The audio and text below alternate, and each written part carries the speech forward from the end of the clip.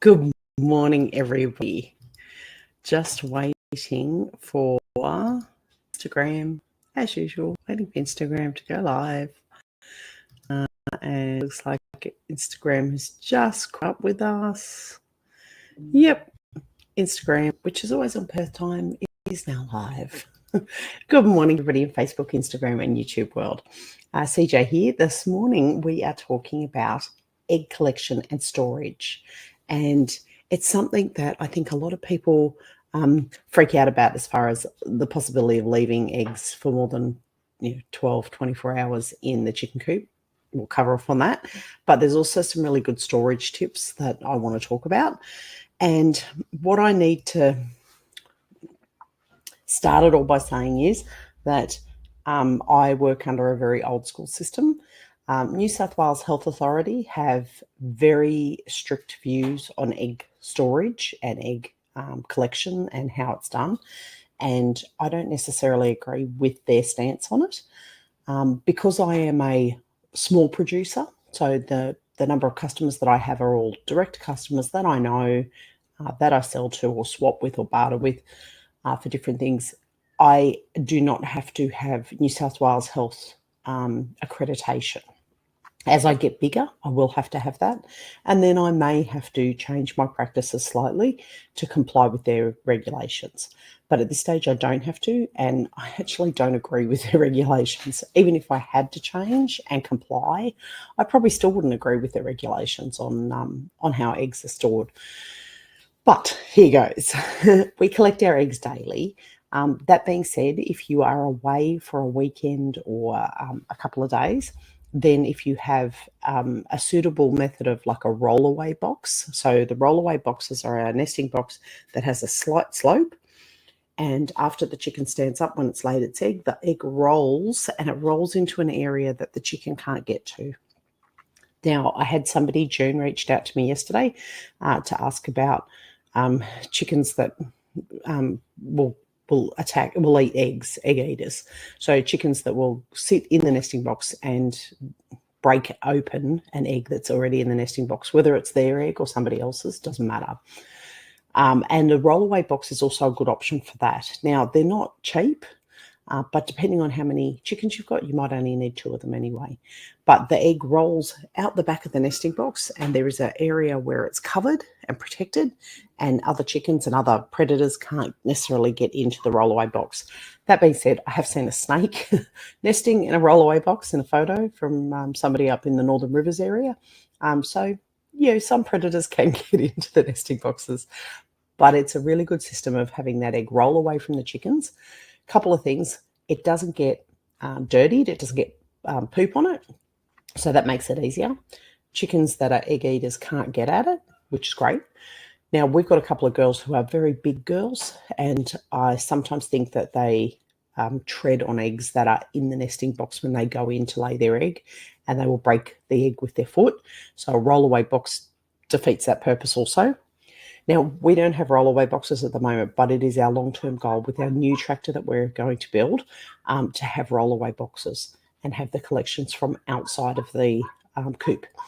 And I can't encourage that enough. If you're just starting out and you haven't got there yet, then have a look at those, because it's probably easier to start the way you intend to finish and get the rollaway boxes straight up.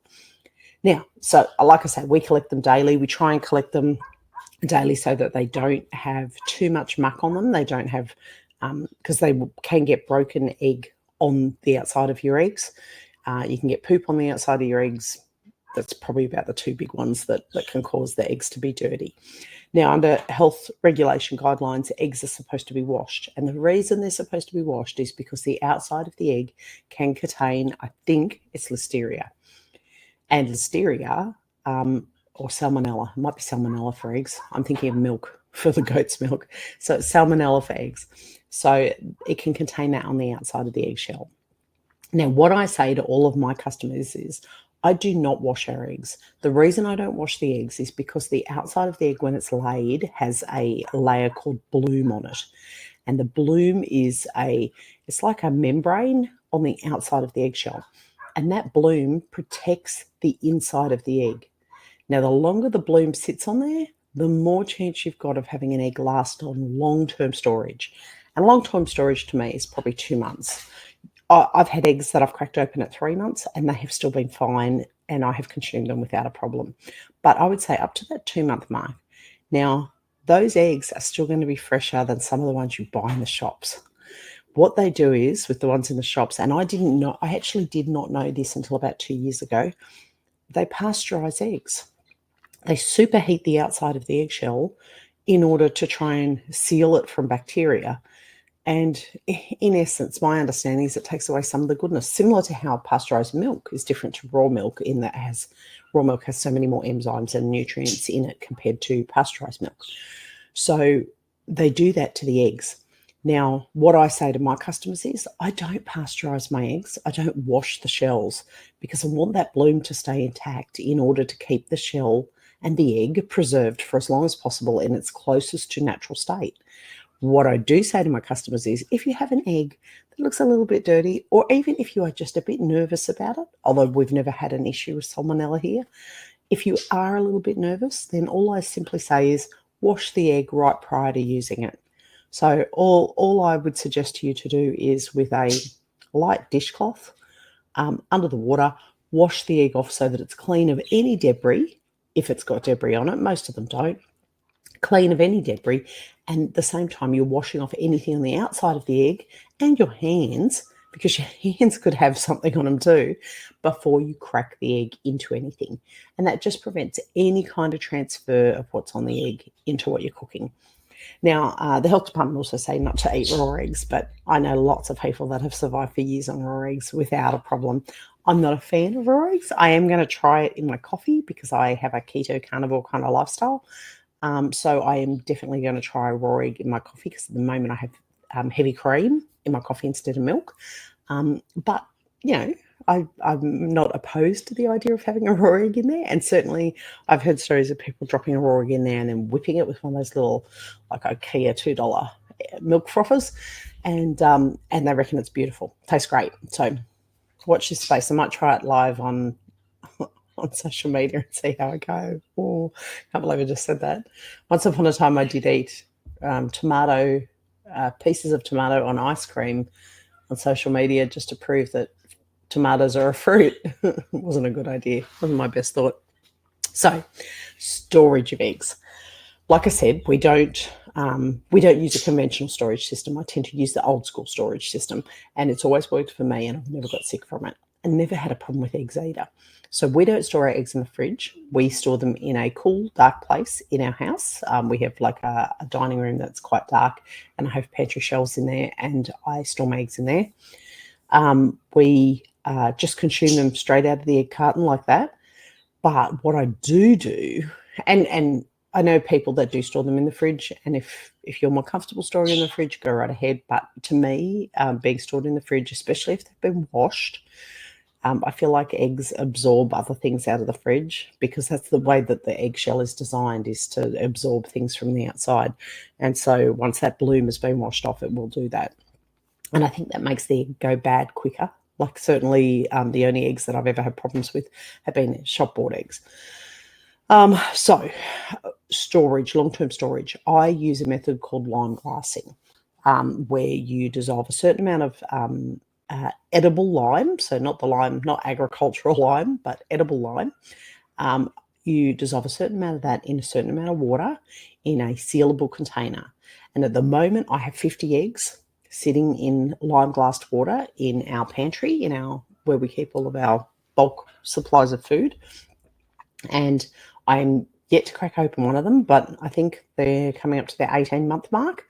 So I'm going to try them. They're 18 months old, and they have been sitting in lime-glassed water for that 18-month period. So that's a really great system to use when you have excess eggs, when you're going through that glut where everybody suddenly start laying, like we are going through at the moment, where we have every chicken is out there laying. Lime glassing your eggs means that you then, over that molt period of winter, where everybody suddenly goes off the lay, you can have an excess of eggs that are ready and suitable for your use. Now, lime glassed eggs can't be sold to the public. They could be bartered or swapped with friends if you know them well enough. But the trick is with the lime glassing is that they're completely submerged in the lime water so that no air can get into them. And when you bring them out of the lime water, you simply wash the lime water off the outside of the eggshell. The lime has preserved the egg intact. I'm going to, in the next, probably this weekend actually, I might rope the handy helper into helping me, and we might crack a couple of those eggs open because they'd be at their 18-month mark now. Crack a couple of those eggs open, and I will test them against fresh eggs because we have heaps of fresh eggs at the moment. I'll test them against fresh eggs and we'll see what the difference is in texture, in taste, see whether or not you can even tell that you're eating a lime glassed egg versus a fresh egg. And we'll go from there. But so if you're not following me on social media at the moment on Mojo Homestead, jump on Instagram or Facebook or TikTok or YouTube, because I'll post the videos up there so that you can see what happens when we do crack open these lime glassed eggs. It might be an experience that you'll be glad not to be able to smell through the camera. Anyway, that's what we do with our egg storage and collection. If you have any questions like June did yesterday about egg eaters, by all means send me a direct message or a message on social medias and I will get back to it. I usually don't check it during the day. I'm busy, but I will check it in the afternoon like I did yesterday. So send me a message if you have a question that you want to talk about. Now, I've just got a message. Hello. Hello, MJB. On Instagram. Yay, Instagram is actually working. It's a nice change. So if you've got any questions, fire them away. Otherwise, don't forget that at the moment, the Backyard Chicken Keeping course is open for registration, and you'll see down the bottom, going across the screen, www.mojohomestead.net, and then it's /BCK in capital, sales in lowercase. I know that's weird. I probably should change that. But you can go to that page and find out all the information about the Backyard Chicken Keeping course and see if it would be a right fit for you and your family to do it, so that you can then get on with having your own chickens in your backyard. Otherwise, that is it for me today. I think Instagram goes for a couple of seconds longer, so I'm going to switch off my stream and say goodbye to you all, and hopefully Instagram will catch up somewhere down the track there, because it does take a little bit longer. Anyway, see you all tomorrow. Now, tomorrow I was supposed to go on live at 9 p.m. I'm not going to. I'm going to go on live at 3 p.m. So I'll post something to kind of tell everybody that, because tomorrow's the last day for registration for Backyard Chicken Keeping. So if you're interested in it, don't forget to jump on board and go and have a look and see if it's right for you. Thanks, everyone. Bye for now. See you tomorrow.